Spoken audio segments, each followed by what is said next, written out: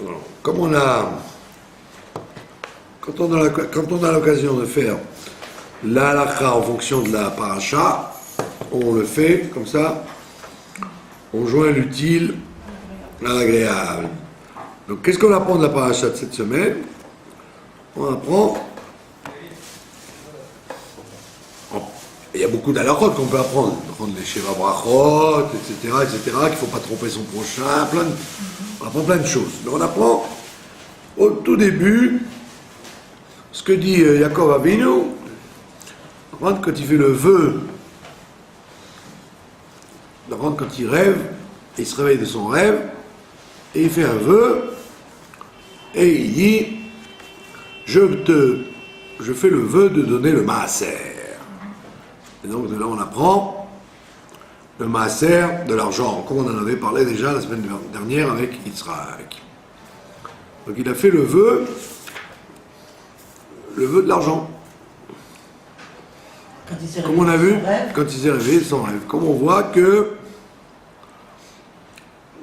comment il s'appelle, Yitzhak, lui, il avait fait il donnait le maaser sur les produits agricoles.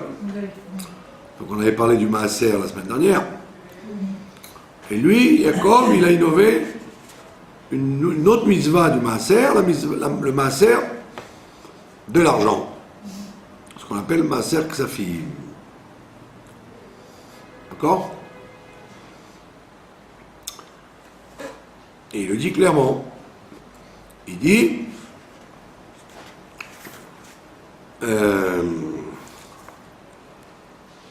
Ve'aven azot, cette pierre où j'ai dormi, on dit qu'il a mis de l'huile sur la pierre, il a fait de la pierre, il a fait un misbeach, un autel.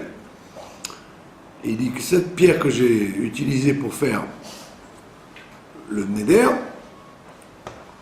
je me promets, tout ce que tu me donneras, aser asrenoular, je te donnerai le maaser dessus. Et là-bas, on déduit que c'est le maaser d'argent. Comme on l'a vu la semaine dernière, que le maaser d'argent, on avait dit qu'il y avait trois façons de voir.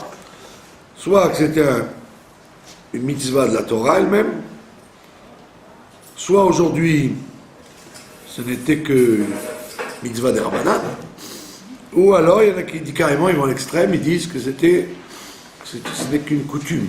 Ce n'est plus qu'une coutume. Donc on a dit en fonction de la fortune des gens, en fonction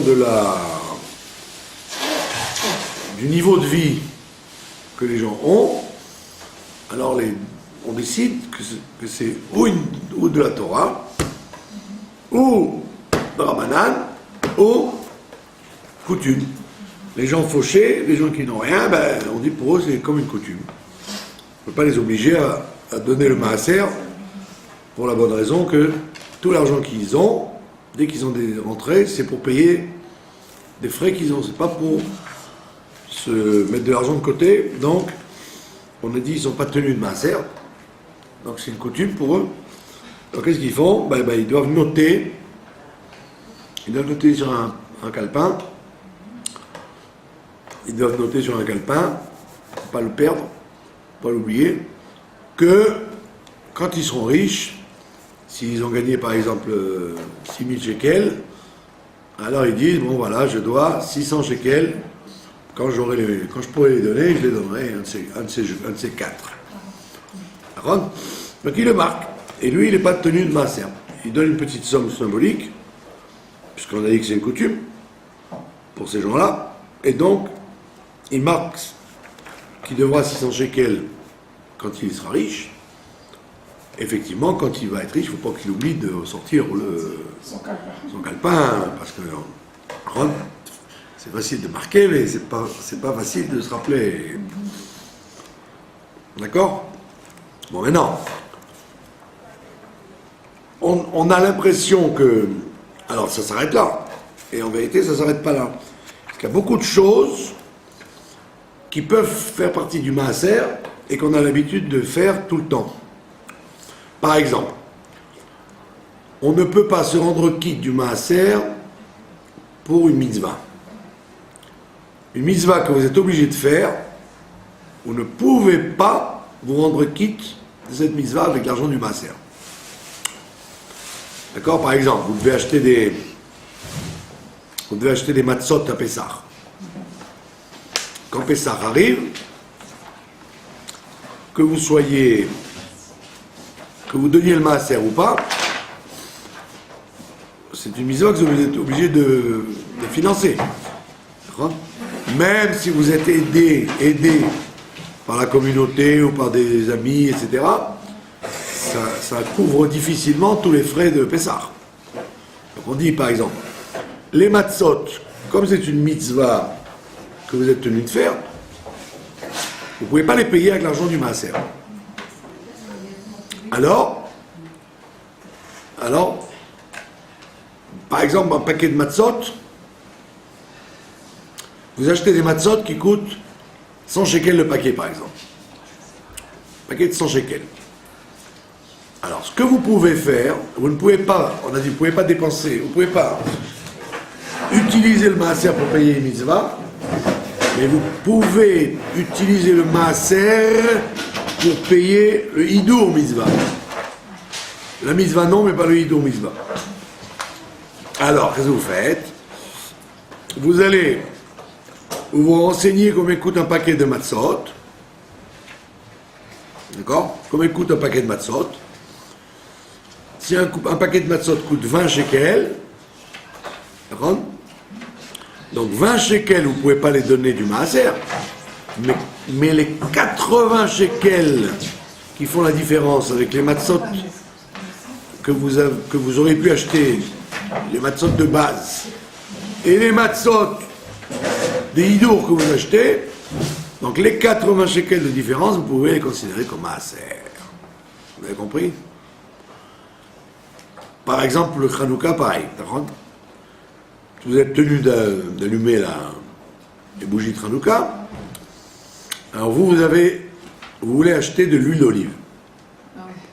Alors ça va vous coûter une bouteille d'huile d'olive, des mèches, des flotteurs, des verres pour mettre dedans, etc., etc. Voilà, vous calculez combien ça vous fait. Disons si vous fait 100 shekels. Alors, théoriquement, vous ne pouviez pas payer ces 100 shekels avec le maaser, puisque c'est une mitzvah. Vous êtes obligé de faire la mitzvah, et donc vous ne pouvez pas payer la mitzvah avec le maaser. Maintenant, si un paquet de bougies, par exemple, avec un paquet de bougies, vous êtes quitte. Un paquet de bougies coûte 10 shekels, alors vous pouvez donc déduire de votre maaser 90 shekels. La différence entre la mitzvah élémentaire à la bougie et la mitzvah plus belle avec de l'huile. Donc une mitzvah, vous ne pouvez pas la payer avec le maaser, mais le hidour mitzvah, oui. Et ça, pour toutes les mitzvot. Canal pour Shabbat. Shabbat. Vous auriez pu vendre quitte du kavod Shabbat en achetant ça et ça et ça.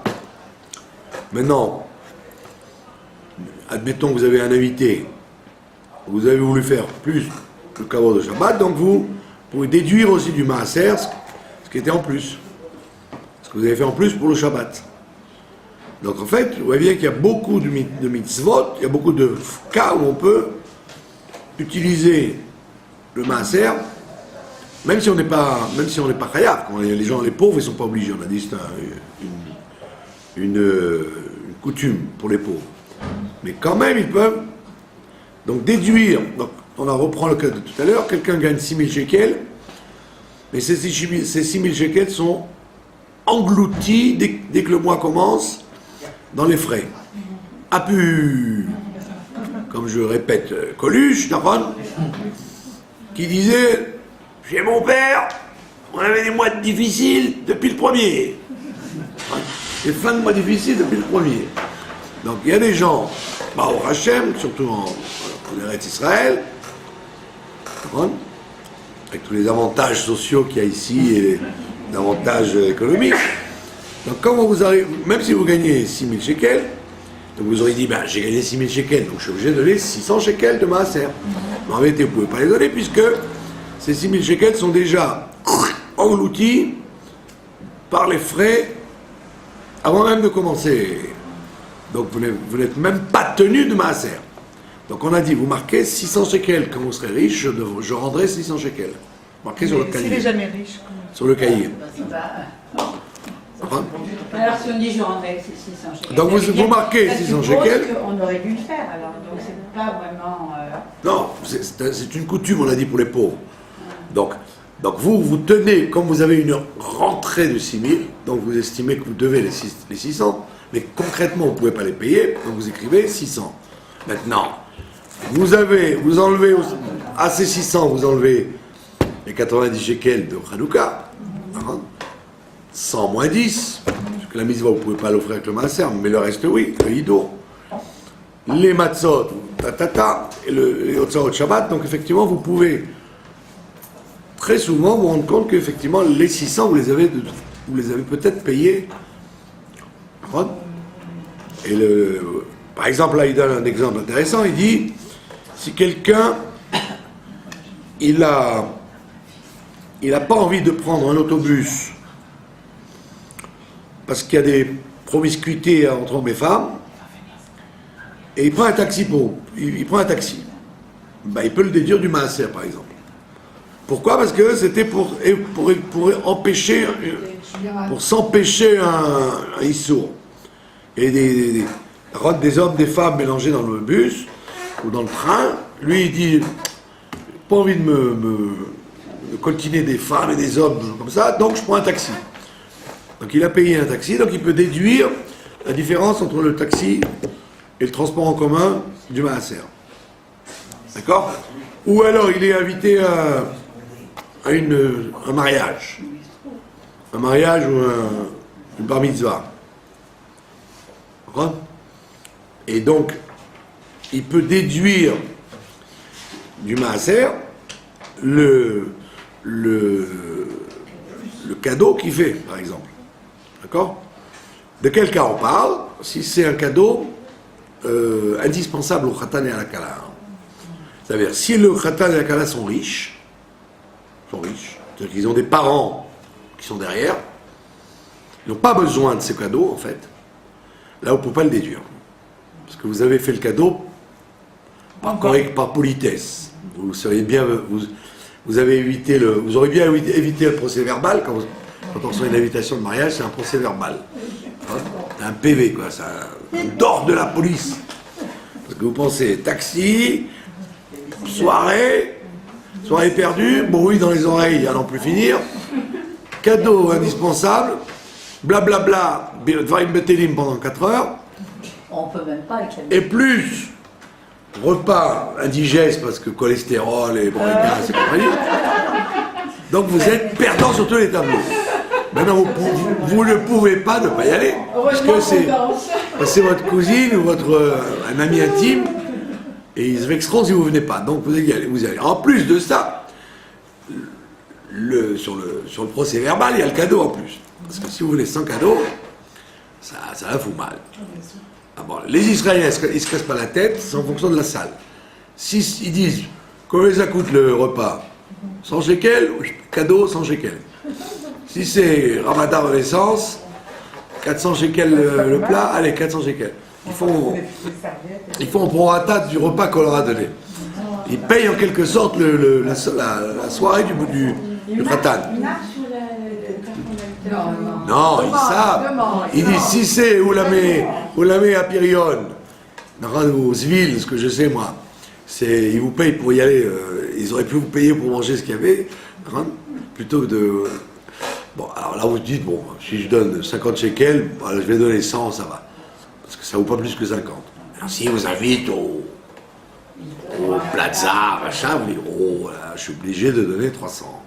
Donc ça, c'est le calcul à l'israélienne. Nous on n'a pas l'habitude de ce genre de truc.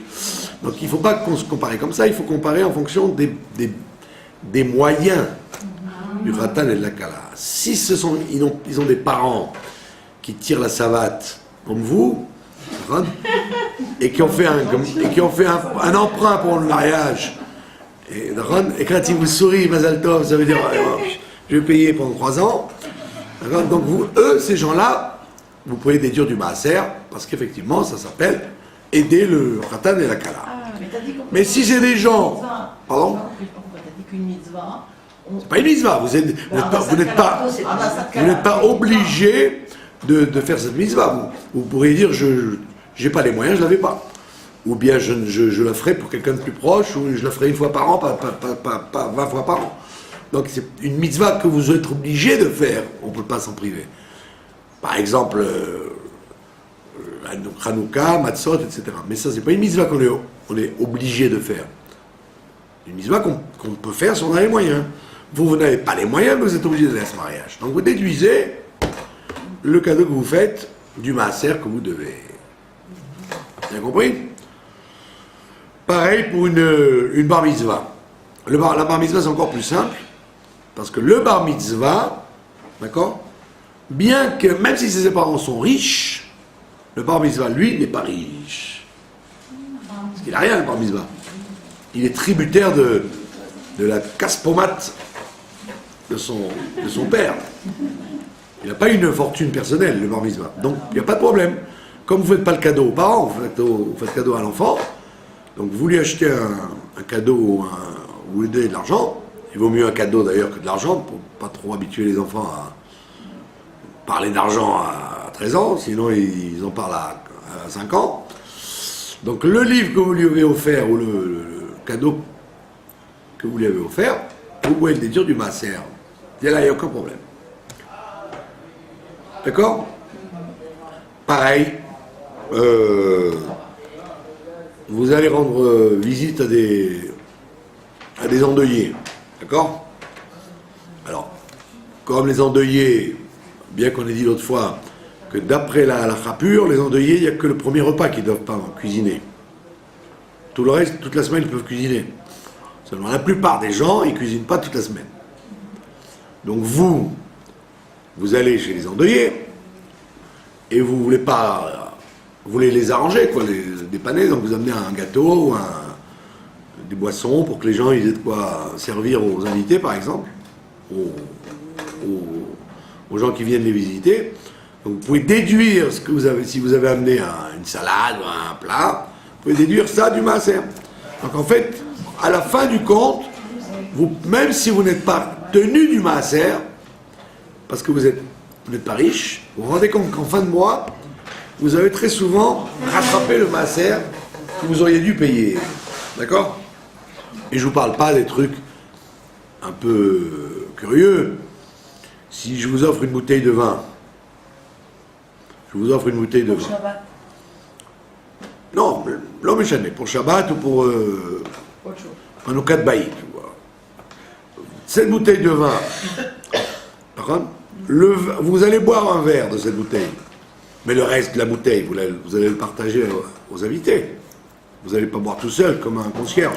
Concierge à l'époque, vous ne buvez pas tout seul la bouteille à la maison, vous la buvez avec les invités. Donc automatiquement, ce vin que vous offrez aux invités, ça s'appelle du maaser aussi.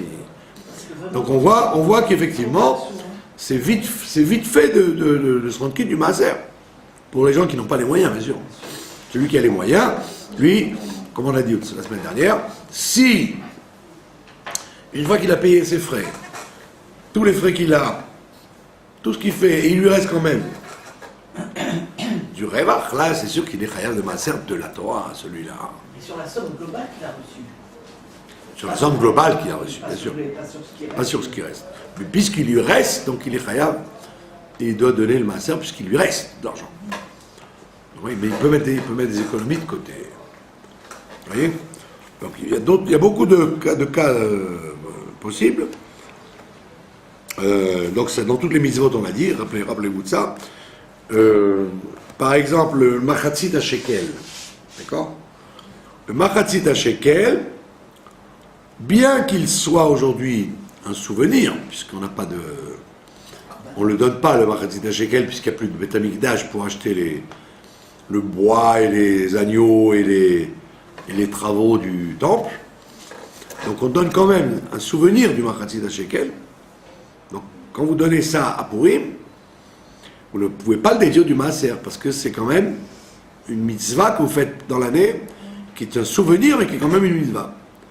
Pareil pour ce que vous donnez aux pauvres à Purim, les matanot à Evionim. Vous ne pouvez pas le déduire du Machasit HaShekel parce que c'est une mitzvah que vous êtes obligé de faire. Mais ça dépend du sroum qu'on donne. Si on le- Voilà, donc tout ce qui, comme je l'expliquais, donc, tout ce qui est de base, la base de la mitzvah, vous ne pouvez pas le déduire. Tout ce qui est ido, vous pouvez le déduire. D'accord? Tout ce qui est en plus. Vous ne voulez pas donner à un pauvre juste de quoi acheter une mana falafel. Vous ne voulez pas lui donner 10 shekels, c'est pas beau. Vous voulez lui donner 100 shekels. Que le pauvre, il soit content le jour de Purim. C'est vrai que si 1000 personnes lui donnent 10 shekels, il ne sera pas malheureux, d'accord? Je connaissais un clochard de Jérusalem, donc un milliardaire, qui le matin, le lendemain de Purim, il était toujours avec un manteau dégoûtant, un manteau professionnel, quoi, pour travailler. Donc il se prenait avec son manteau dégoûtant, et donc il faisait toutes les yeshivotes de Jérusalem par jour. Le lendemain de Purim, il vient à Yeshiva où j'étais, et il pleurait comme une madeleine. Alors on dit, qu'est-ce qu'il y a, Purim? C'était une bonne, t'as dû faire une bonne journée hier. Il me dit, je me suis fait attaquer dans la soirée. Je lui dis, ah, tu t'es fait attaquer dans la soirée? Il me dit, oh, je me suis fait attaquer, ils m'ont frappé, ils m'ont pris le manteau. Je dis, ah bon, mais alors combien il y avait? Il me dit, bon, mais il n'y avait que 20 000 shekels. Quoi? 20 000 shekels, pour la journée, c'est quand même pas mal. J'aimerais bien, moi, gagner 20 000 shekels tous les 4 mois. Il m'a dit, tu te rends compte? Ils m'ont pris 20 000 shekels. C'était celle de la semaine. Non, c'était pour lui, quoi. Non, tous les soirs, c'est comme la Brinks, il ramène le soir à la maison, il ne va pas se promener avec la recette de la veille, sinon il ne peut plus avancer. Mais Kitso, donc c'est sûr que même si vous lui donnez un shekel, il les aurait eu les 20 000. Mais vous, en tant que Baal Mitzvah, quoi? Non mais ça vaut le coup, franchement. Le jour de Yom Ha'atzmaut, Shimon Peres, il était en Amérique pour toucher le chèque de 800 millions de dollars que les Américains devaient donner. Alors, et puis il parlait de Yom Ha'atzmaut. Je dis, qu'est-ce que c'est Yom Ha'atzmaut? Tu fais le schnorr. Tu fais du schnorr à New York, à Washington pour toucher le chèque de l'Amérique, comme les schnorreurs ils font ici. Quel est Yom Ha'atzmaut? Donc c'est une Ha'atzmaut. Puisque à partir de ce chèque de 800 millions de dollars que t'a donné le président, il va t'imposer de libérer des terroristes, de donner la moitié de ton pays. Donc c'est même pas de la mendicité, c'est de la prostitution. Alors, de quoi tu parles donc évidemment, c'est la meilleure façon d'être riche, c'est de faire du schnorr. Comme on dit en hébreu, si tu n'es pas pochette yad, dans ce pays, tu es pochette régel. Si tu ne mendies pas, tu fais faillite. Donc, Nagid, vous voulez pas,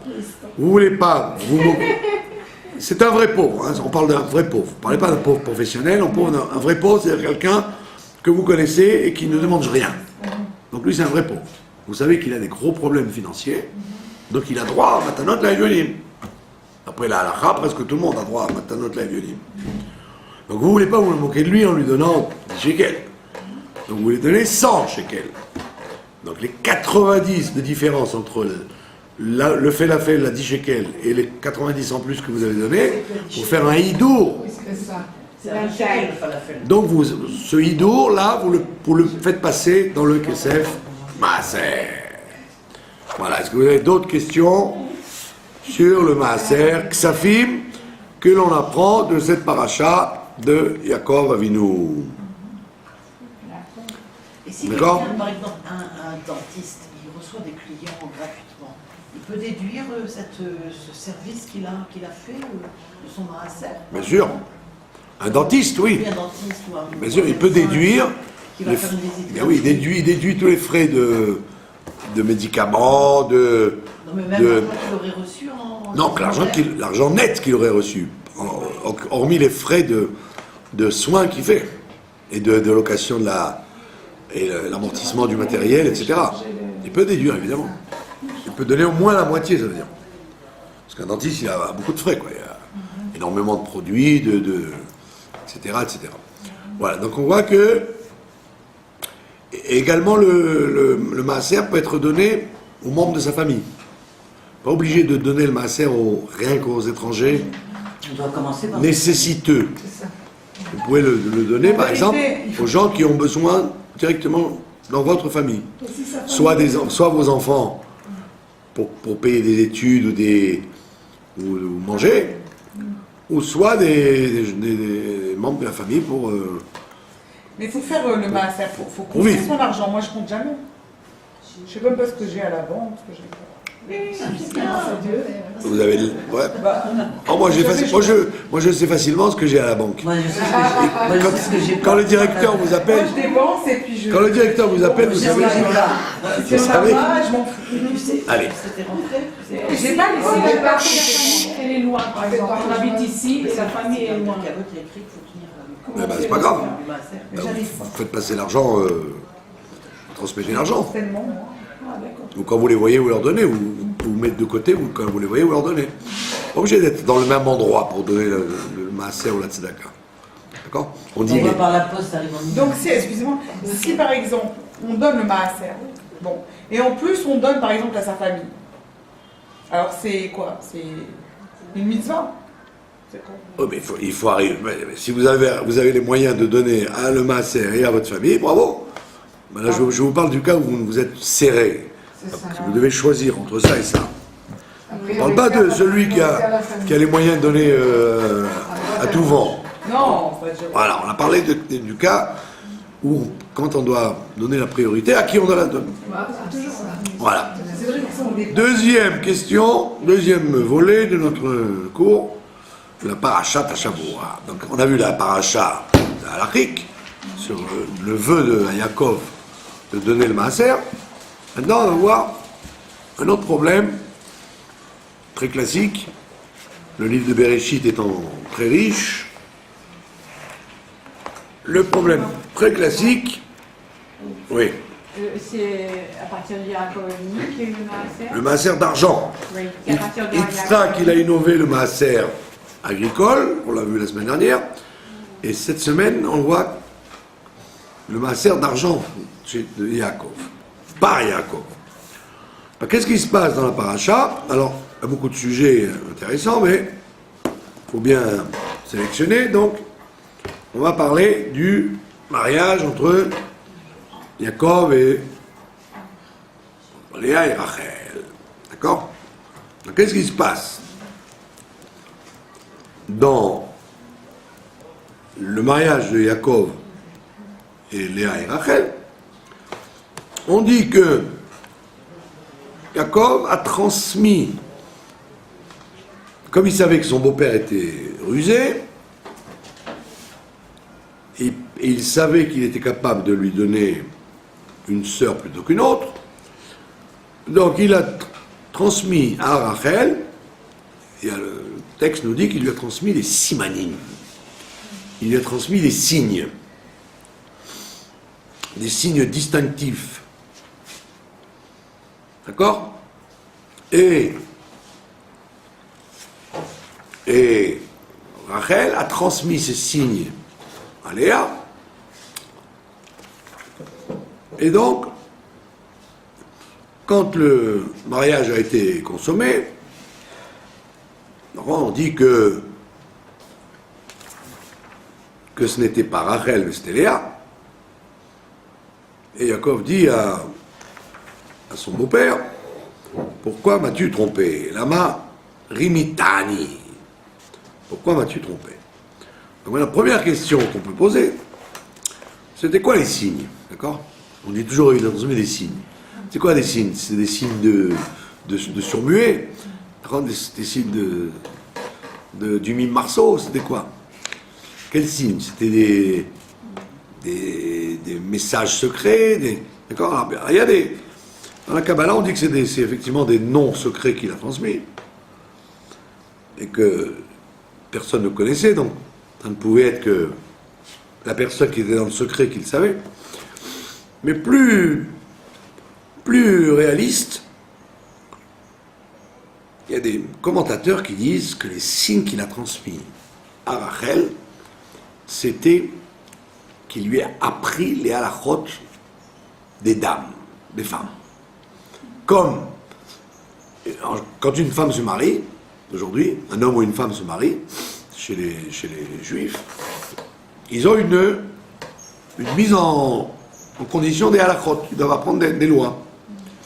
Les lois sur la pureté familiale, des lois sur l'allumage des bougies, les lois sur le prélèvement de la chala, la jeune femme, avant d'ouvrir une nouvelle maison, il faut qu'elle apprenne ces choses-là. D'accord? Et donc, les petites Rachel et Léa, c'est sûrement pas chez Lavan, qui était pas du tout branché Kedusha, il était plutôt branché idolâtrie. Donc, avant de se marier avec Rachel, il a dit à Lavan, je voudrais parler à la Kala. Et donc, comme c'était un grand rave, un grand kabbaliste, une grande pointure toranique, donc il a appris à Rachel toutes les halachot qu'une femme doit savoir quand elle se marie, pour pouvoir affronter sa vie de femme. Il fallait venir avant. Et donc, qu'est-ce que fait Rachel? Elle transmet à Léa ses propres halachot. Voilà, les simanim, c'était en vérité les lois du mariage. Et donc, en quelque sorte, pour vérifier à qui il avait affaire, il lui a demandé à quelle heure on allume les bougies de Shabbat. Quand il fait nuit, parce qu'il y a des gens comme ça qui ne connaissent pas les halachot de Shabbat. Alors il y a des femmes qui croient qu'on allume les bougies de Shabbat la nuit. Une fois, plusieurs fois malheureusement, ils distribuaient des feuilles, ils donnaient des bougies dans les rues avec l'heure d'allumage du Shabbat. Et il y avait une fois où ils se sont trompés d'horaire. Ils ont mis donc une heure de décalage, un temps de décalage qui faisait que c'était en pleine nuit en fait. Donc, vous vous rendez compte un peu la catastrophe que vous pouvez faire. Au lieu de faire une mitzvah, vous faites une chose très grave, d'allumer du feu pendant Shabbat. Parce que les gens, les goïms en France, les goïs en France, ils ne connaissent pas les halachot de Shabbat, bien sûr. Donc ils pensent par exemple que le Shabbat, si vous dites je dois allumer mes bougies à 4 heures, alors ils vous disent rentrez chez vous pour allumer à 4 heures. Maintenant, au mois de juin, où c'est à 11 heures, ils vous disent à 4 heures, rentrez chez vous, il faut allumer. Mais non, il faut dire non, le soleil n'est pas encore couché. Ah bon, quel rapport avec le soleil? Parce que nous vivons avec le soleil, le matin, le soir, mais les Occidentaux, ils ne connaissent pas tout ça. Donc, il lui a dit à sa femme, qui était très tsanoua, il ne savait pas si c'était Rachel ou Léa, il a posé des questions. Il n'a pas reconnu sa voix. Et donc, ils avaient la même voix, c'était des vraies jumelles. C'était des jumelles. Donc, automatiquement, avec les yeux qui différaient. L'une avait des yeux, des petits yeux parce qu'elle pleurait, et l'autre non, elles étaient identiques. Donc, À part les yeux. non, les yeux étaient aussi identiques, seulement l'une avait les yeux plus plissés parce qu'elle pleurait beaucoup. Donc, en plus, comme c'était les mariages, comme chez les chassidim, on ne voit pas les visages, etc. Donc, il a dit, mademoiselle, on va vérifier qui vous êtes. Et Léa, elle connaissait bien la leçon, donc elle a dit, voilà, tac, tac, tac, tac, tac. Donc, c'était ça les simaniers. Mais D'accord? dans les halachot, on n'a pas le droit de se marier avec deux sœurs. Oui, ça c'est une autre Mais je ne question. savais pas encore. C'est une autre Je ne savais question. pas encore que c'était une tromperie. C'est une autre question. D'accord? Maintenant, la question qui vient tout de suite, c'est qu'on aurait pu dire, mais pourquoi il s'en prend à son beau-père en lui disant la Marie-Mitani? Il avait qu'à s'en prendre déjà à Rachel ou à Léa au lieu de s'en prendre au beau-père. Il aurait pu dire à Léa, Ah bah tu m'as bien eu. C'est pas toi que j'ai pas travaillé 7 ans pour toi, travaillé pour l'autre. D'accord? Alors, mais qu'est-ce qu'elle lui dit, Léa? Si vous avez remarqué plus tard, il y a écrit que Dieu a ouvert son rechem, ouais, comment il a donné la possibilité d'avoir des enfants en premier, parce qu'elle était haïe. D'accord? Allez, par qui? Par son mari. Il faut que vous lisiez un peu la paracha avant d'arriver. Ouais, non, j'ai pas Le temps passe. Il faut quand même que vous lisiez Mais au pourquoi? moins, si ne vous faites pas le Rashi, le Sforno, le Sefer Haramim et le Orachaim, au moins lire les textes. Le Malbi.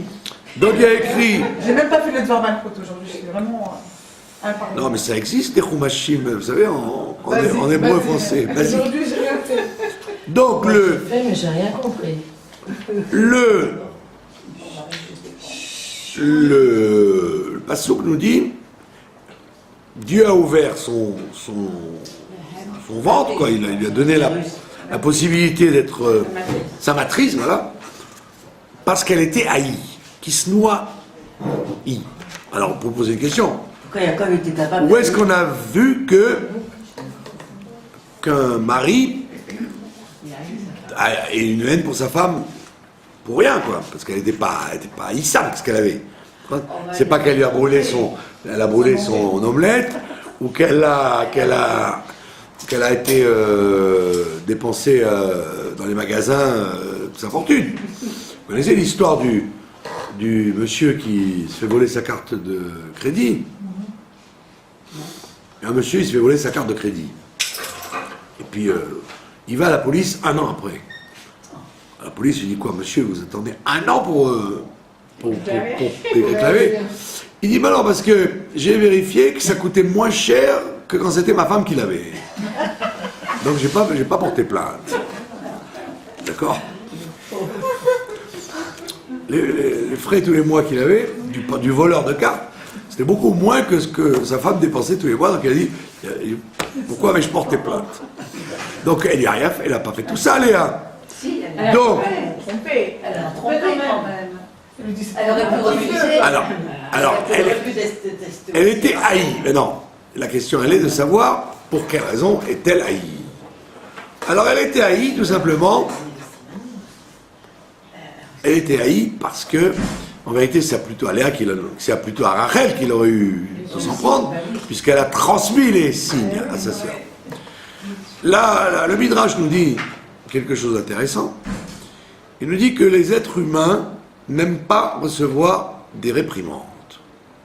C'est le propre des êtres humains, à moins de se travailler bien sûr beaucoup, les êtres humains n'aiment pas recevoir des réprimandes. Or, qu'a fait Léa? Parce qu'au petit matin, il n'a pas été voir le beau-père, il a d'abord été parler avec sa femme. Il a dit, qu'est-ce que tu m'as fait là? Avant de crier Rachel, il a crié d'abord Léa, la première qui était à sa portée. Et Léa lui dit, ben quoi, qu'est-ce qu'il y a? Qu'est-ce que j'ai fait? Alors elle a dit, mais tu m'as dit que tu étais Rachel, et que tu étais Léa. Elle dit, mais dis-moi, toi, il y a quelques années, tu as fait la même chose avec ton père. Quand tu es rentré à demander la bracha, tu as demandé une bracha à ton père, il t'a dit, tu es ça? Il a dit oui. Ah ben, il a dit, voilà. Ce n'est que juste le retour des choses. Comme toi, tu as fait Mais toi, elle savait ça. toi, tu as fait cette chose-là, moi, je te fais la même chose. Donc il a dit, donc c'est vrai qu'il a reconnu que la justice a été faite, mais il avait quand même une rancœur qu'elle ait servi de Elle lui a jeté. de vecteur pour la punition divine sur ce qu'il avait fait. Elle lui a dit, je n'ai été que l'instrument de ce que tu as fait il y a quelques années avec ton père. Et donc il n'y a pas, il avait une certaine rancœur de ça, qu'on lui fasse remarquer ce que lui croyait être une mitzvah très grande. Il dit, peut-être une mitzvah très grande, mais tu as quand même raconté à ton père que tu es un autre. Donc moi j'avais le droit de raconter à toi que tu étais une autre. Donc c'est la raison pour laquelle, en vérité, Donc c'est ce qu'elle lui dit le matin. Quand il lui dit pourquoi pourquoi tu as accepté de jouer dans le jeu de ta sœur avec les simanim, tu aurais pu dire non. Je veux bien accepter les halachot. D'accord ? Toutes les halachot que tu m'enseignes, c'est très beau, ma chère sœur, mais je n'irai pas à ta place. D'accord ? Mais en vérité, elle lui dit, et de plus, c'est très bien que ce n'est pas nous qui avons décidé, c'est que mon père, sache une chose, que mon père, si il ne m'avait pas donné à toi, il ne t'aurait pas donné Rachel de toute façon. Donc ça veut dire qu'il a compris que ça ne servait à rien de s'en plaindre à Rachel non plus. Il avait donc, les jeux étaient déjà faits, quoi, ça veut dire. Il n'avait aucune intention de lui donner Rachel, il voulait lui donner Léa, avec l'argument qu'il avait, qu'on donne l'aînée avant celle qui est la plus grande avant la plus petite. Donc il n'avait pas eu besoin d'en parler à Rachel, puisque effectivement, Rachel n'aurait rien gagné de tout ça, elle n'aurait jamais été la femme de Yaakov. Elle n'aurait jamais été la femme de Yaakov. Et elle n'avait pas un nom qu'elle pourrait pas l'être. Pardon ? Elle n'avait pas de certitude qui lui donnerait après. C'est ça, elle a donc dit peut-être, de toute façon mon père veut lui donner Léa, donc nous jouons ce jeu, ma soeur et moi, et peut-être que j'aurai l'opportunité qu'il veuille quand même de moi Rachel. Donc c'est très joli ce qu'elle a fait, mais en vérité ça enlève le caractère qu'on a toujours cru du sacrifice. C'est en vérité, ça planifie le problème en disant non, elle savait qu'elles avaient un père, comment dire, usé, et que de toute façon, il n'avait aucune intention de donner Rachel en premier, ou même la donner du tout. Donc, Léa lui dit, je t'ai fait ce que tu as fait toi-même, et de toute façon, mon père ne t'aurait pas donné ma sœur, sache-le bien. Et Rachel donc a accepté de donner les simanim en disant, perdu pour perdu, donnons Léa, et peut-être qu'un jour, Rabbi Shimon dit ça, peut-être qu'un jour, Yaakov me prendra quand même. Et c'est ce qui s'est passé. D'accord ? Donc maintenant, une question se pose.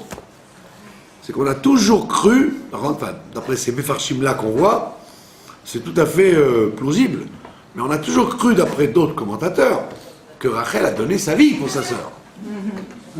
Puisqu'on dit, grâce à ça, elle va faire naître Yosef qui va détruire Amalek, et elle va être enterrée à Bethléem quand les gens viendront de la Galoute, etc., etc. Donc on avait l'impression, jusqu'à maintenant, que Rachel c'est une héroïne qui donne sa vie, alors qu'en vérité... Mais il n'y avait pas la certitude, il n'y avait aucune certitude qu'il avait secret de lui donner. Et alors qu'en vérité, elle a joué le tout pour le tout, puisque d'après ces Mefarshim-là, elle n'avait aucune certitude de se marier par la suite avec Yaakov. Donc c'était, d'après ces... Elle n'a quand même pas fait monter sa sœur. Pas faire monter sa sœur. C'est ça. Elle aurait pu, par jamais dire, non, moi je ne le donne pas, mais ma sœur non plus. Voilà, exactement. C'est qu'en fait, où est la grandeur de Rachel ? C'est que sachant qu'elle était perdue par rapport à son père, qui ne voulait pas la donner de toute façon, vous auriez dit, perdu pour perdu, ni toi ni moi. Et alors qu'elle a dit, au moins toi. Ça veut dire que le Yetzer Hara, vous aimez c'est hollywoodien. Et ça nous rejoint sur la paracha de la semaine dernière. On voit Monsieur Yitzhak qui signe une alliance avec le roi Avimelech, le roi des Philistins. Et Mefarshim lui reproche d'avoir signé une alliance alors que son père avait lui-même signé une alliance. Beersheba, le fameux Beersheba. Alors les Mefarshim demandent pourquoi reprocher à Yitzhak et ne pas reprocher à Abraham. Abraham, il a fait une alliance, tu lui as rien dit. Et quand Yitzhak fait la même alliance avec sûrement le suivant, le Avimelech d'après, tu lui reproches. On dit parce qu'il y a une différence. Le premier Avimelech, il volait les puits d'Abraham. Il volait les puits. C'était la guerre de l'eau. Comme il y a eu la guerre du pétrole dans ce siècle, il y a eu la guerre de l'eau. Pendant des siècles, ça a duré des millénaires, il y a eu la guerre de l'eau. Dès qu'il y avait un point d'eau, tout le monde voulait conquérir cet endroit. Donc, que les Philistins veuillent cette eau contre Abraham, ça se comprend. Donc, une fois que tu as calmé l'affaire, tu fais une paix avec lui, c'est une alliance, c'est bon. Les Philistins du temps d'Avimelech II, Avimelech au temps d'Yitzhak, il n'y a pas écrit là-bas qu'ils ont volé les puits, il y a écrit qu'ils bouchaient les puits. Ils bouchaient les Il n'avait puits. pas besoin d'eau. Il n'avait pas besoin d'eau. Ça veut dire quoi, tu bouches les puits? Ça veut dire, puisque moi non, alors toi non plus. Ça veut dire, et c'est ce que dit le Gaon de Vilna, de façon un peu prophétique, il dit qu'avant la venue de Mashiach, on va retrouver les Philistins, Abou Mazen et Arafat, les Palestiniens. C'est quoi la théorie des Palestiniens? On ne veut pas cette terre, on n'en a rien à faire, on veut l'argent, on veut que vous ne l'ayez pas, vous. Tout le chidouche des Palestiniens, c'est pas de dire moitié-moitié, où vous nous avez volé notre pays. Non, parce que ça fait 100 ans que tout le monde leur a volé ce pays. C'est pas nous, c'est les Jordaniens, les Ottomans, les Anglais, les Kurdes. Tout le monde leur a volé ce pays depuis que ce pays existe. Puis tant ils le veulent. C'est pas qu'ils le veulent. Ils veulent pas que nous on l'ait. Nous on l'aura pas. On n'est pas capable de l'avoir puisque, vous voyez bien ce que font les Palestiniens quand on leur donne des terres, ça reste des ruines. Nous on est capable de faire prendre vers le pays, mais pas eux. Mais au moins je veux pas que tu aies si moi j'ai pas. Et donc on voit la différence fondamentale entre les Philistins et les Bnei Israël. Et donc c'est pour ça qu'on l'a reproché à Yitzhak. On dit avec des gens comme ça, tu signes pas d'alliance. Avec les premiers, tu pouvais, parce qu'ils voulaient l'eau comme toi, ok, c'est légitime. On partage. L'eau, c'est normal qu'on la veuille, et c'est normal qu'on se batte pour ça, donc on fait la paix. Mais vous faire la paix avec des gens qui veulent que tu meurs, pourvu que même si eux ne vivent pas, mais au moins que toi tu meurs. Donc il a dit, donc les Mefarshim lui reprochent à Yitzhak d'avoir signé une paix avec Abimelech. Et donc on voit que Rachel et Léa, c'est le contraire, c'est le tikkun de ça. C'est que Rachel dit, j'aurais pu, vous avez très bien dit, vous l'avez très bien sorti, famille Benata. Non, je ne vais pas dire devant tout le monde. Non, on peut le dire, mais bon, c'est pas.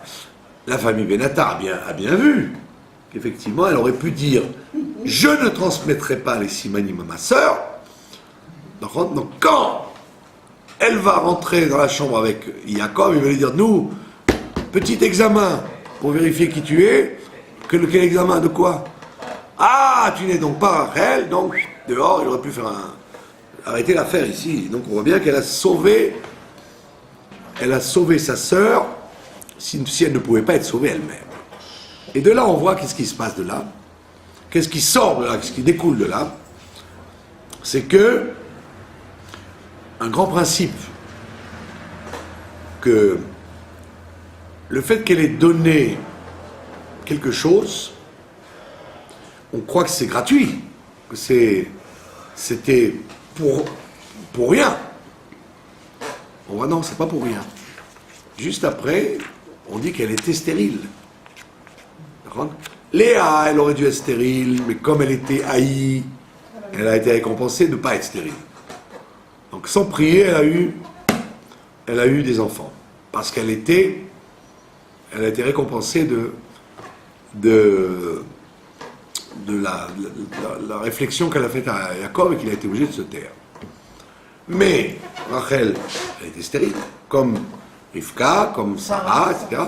Donc, Rachel serait restée stérile. Si Léa n'avait pas prié pour elle. Ça veut dire que, imaginez le scénario contraire, que Rachel dise, je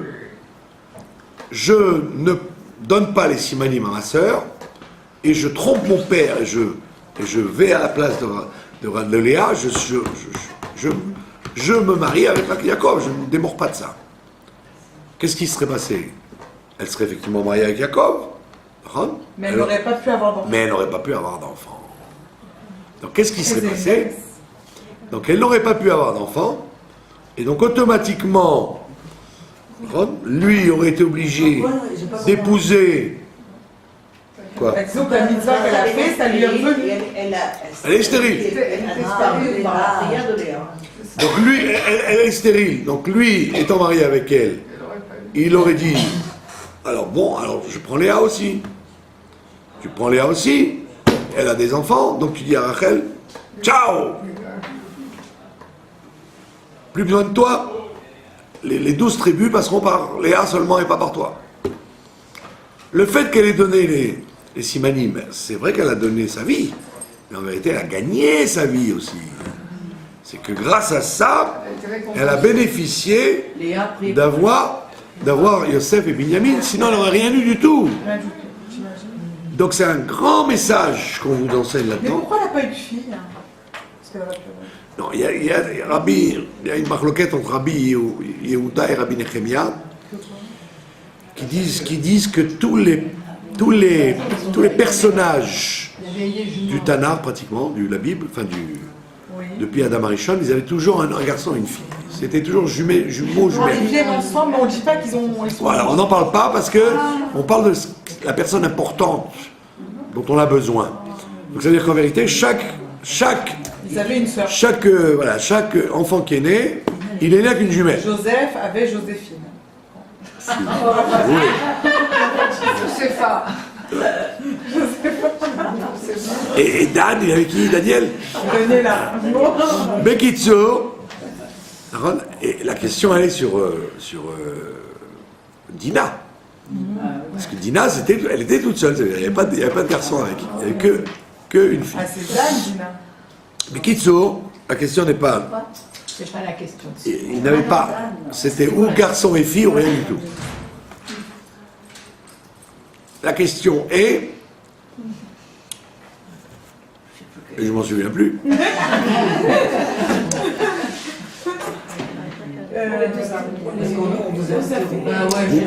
Non, c'est pas que vous m'interrompez. C'est que j'arrive à glisser quelques phrases pendant vos interruptions. J'arrive à faire du slalom entre vos Ça, c'est interruptions. parce qu'ils n'avaient pas compris en fait. Bekitsour,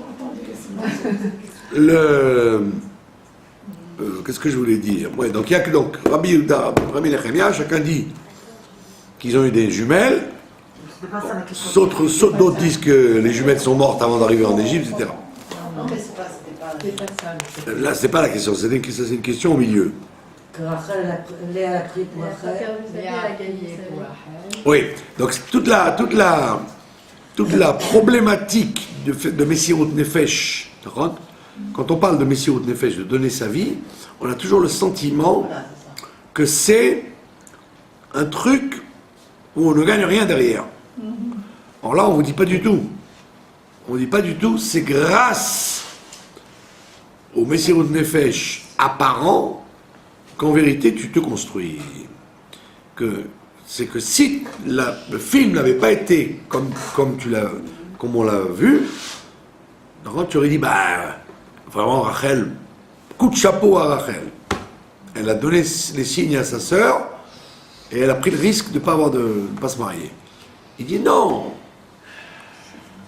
Tu peux dire à l'envers que grâce au fait qu'elle a donné les signes à sa sœur, c'est ça qui lui a donné la possibilité d'avoir Yosef et Binyamin. Sinon, elle n'aurait rien eu du tout. Donc à l'endroit, il faut voir les choses. quand je donne ma vie pour quelque chose, c'est vrai que ça semble être un truc d'esperados, un acte désespéré, et qui ne donne rien. En réalité, on te dit, le contraire n'aurait rien donné non plus. Alors que là, très souvent, ça retombe sur ses pieds dans le bon sens. Et ça, c'est une grande réponse à nous tous. Alors, tous les gens qui ont le sentiment dans leur vie d'avoir donné quelque chose, et ils se disent, bon, attendez, si j'avais pas fait ça, j'aurais peut-être fait mieux. Si j'avais pas pris ce chemin-là, j'aurais pris ce chemin-là. Si j'avais pas pris ce cheval-là, j'aurais pris un autre cheval. C'est la discussion qu'on a tous les jours, d'accord? Ma chère ne vient pas, les gens qui sont dans la Gdoucha, ils sont dedans, quoi, comme il faut. Si vous êtes un voleur, un bandit, si vous choisissez les bons chevaux, ben vous gagnez. C'est quoi les bons chevaux? C'est d'être un perdant. Shimon Peres, il a toujours perdu toutes les élections, c'est l'homme le plus fort en Israël. Il a perdu toutes les élections, il aurait dû être au musée Grévin, ou chez Madame Tussaud. Mais pas du tout, c'est l'homme le plus important d'Israël. L'autre bandit, là, Kerry, là. Il vient, la dernière personne qu'il rencontre, c'est Shimon Peres qui lui déballe, dans un bon anglais d'ailleurs, son programme de paix, etc. Il continue. C'est-à-dire qu'il a perdu toute sa vie, et il a quand même gagné, il est l'homme le plus important. Je vous parle, pour ceux qui connaissent un peu la politique, Tzipi Livni, elle a tout perdu dans les élections, c'est elle qui dirige les négociations, et c'est elle qui est le ministre de la Justice. Ça veut dire, plus vous êtes nul, et plus vous serez au premier rang. Et donc nous les gens qui sommes dans la Gdoucha, nous avons toujours le sentiment, tu as choisi Israël, tu as fait un mauvais choix, il valait mieux choisir un pays riche. Là tu es quand même la savate, tu n'es même pas Chayav de Maaser. Tu as choisi l'orthodoxie, et c'est la légèreté qui est payante. Tu as choisi le Mashiach, le cheval du Mashiach. C'est plutôt la bombe iranienne qui s'approche. Donc il y a des jours, tu dis, mais attends, mais à quoi ça sert de faire Messirut Nefesh puisqu'on a des pigeons, d'accord? On n'est pas les colombes de la paix, on a des pigeons. Alors on te dit, c'est vrai que, comme Rachel, tu es un pigeon, parce que tu donnes les simanim à ta sœur, et tu vas dire, ben voilà, je vais rester en carafe, je vais tomber dans les bras des sables. D'accord? Que tu n'es pas une sinécure, d'accord? Et bien non, on voit que tac, ça s'est renversé, que tu as gagné quand même d'avoir deux géants de sa Binyamin qui eux-mêmes peuvent avoir une célébrité énorme, puisque Yosef va diriger l'Égypte, il va délivrer le monde de Esav et d'Amalek, et ton autre descendant, Shaoul, et ton autre descendant, Mordechai, ils vont devenir rois et vice-rois, etc., etc. Donc, et en vérité, entre nous, tous les gens, les cœurs bleus, les fleurs bleues, ils ont plus de sympathie pour Rachel que pour Léa. Léa, elle passe pour la fille qui a fait pousser des coudes pour être là. Elle a le droit au Mashiach, elle a le droit à plus de fils. Et la pauvre Rachel, elle meurt en couche avec les frères. Enfin, c'est l'héroïne de Fellini, quoi, des films de Fellini, quoi, la Strada, le truc, c'est... D'accord? Donc Rachel elle a quand même plus de mouillitine que Léa. Vous connaissez beaucoup de gens qui vont vers Léa, les gens ils vont à Hebron, parce qu'Abraham, Yitzhak, Adam, mais ils ne vont pas parce qu'il y a Léa. Presque personne ne va pour Léa. Dans l'anniversaire. D'accord? Personne ne fait l'anniversaire de Léa, alors que Rachel en fait. Donc ça veut dire que Sachakol, le sacrifice de Rachel, il a quand même été, il s'est bien passé, et si vous vérifiez bien, ça n'aurait pas pu être mieux si elle n'avait pas fait ça. Elle ne l'a pas fait pour ça, elle n'a pas fait par calcul, puisqu'elle a dit peut-être. C'est des genres de choses qu'on ne peut jamais vérifier. Ah. Il faut le faire. Non. C'est tout, je veux dire. C'est qu'une question d'Emouna. ce sont de genre, on n'a pas les deux films vidéo, si on avait fait ou si on n'avait pas fait. Non, parce on a bien vu qu'il était prêt à la divorcer. Oui, dans ce Quand cas, elle lui dit Ah ouais? je vais mourir si. Il dit mais moi je prie pas pour toi, j'ai des enfants moi. Débrouille-toi. D'accord? Donc Alpi Pshat, c'est vrai qu'Alpi profondément, il voulait l'obliger à prier elle-même et pas se reposer sur les lauriers de son mari, qui était un grand prieur devant l'Éternel. C'est vrai que ça c'est le Pshat. Mais il lui a dit quand même, moi j'ai des enfants, je prie pas, débrouille-toi. Alors il dit bon alors, prends ma servante et le nom, parce qu'à l'époque c'était comme ça, la servante c'était la continuation de la maîtresse. Donc on voit bien que c'était, Jacob aurait pu dire, bon ben voilà, je voulais être le Bechor, je suis l'aîné, donc j'épouse l'aîné, et donc j'ai pas besoin de Rachel. Rachel est venue après, donc Léa et moi, c'est elle mon vrai zivouk. C'est Léa son zivouk, d'après sa logique à lui. Quand tu es né, c'était Rachel ton zivouk. Mais maintenant tu as dit à Esav, c'est moi l'aîné. Donc si c'est toi l'aîné, donc c'est Léa. Tu peux pas jouer sur les tableaux. C'est logique. Ouais. Mais le bon Dieu il a dit, mais non, tu fais un faux pchat. Quand ton frère est venu, il est venu demander une bracha à ton père, Yitzhak il dit, je peux rien faire pour toi, parce que j'ai dit, tu seras l'esclave de ton frère. Or, tu seras l'esclave de ton frère, c'est-à-dire que tout ce qui est à l'esclave est ton maître. Donc même si je donne une bracha, elle ira à ton frère encore, puisque tu n'es que l'esclave de ton frère maintenant. Donc ça ne sert à rien que je te donne une bracha, puisque tout passera chez ton frère. Donc ça veut dire, ton frère, il a eu ce qu'il devait avoir et ce que toi, tu devais avoir. Et donc c'est pour ça que Jacob, s'il avait accepté de l'épouser que Léa, il aurait trompé la bracha de son père. Puisque son père a dit à son frère, les brachot de Jacob, c'est le double.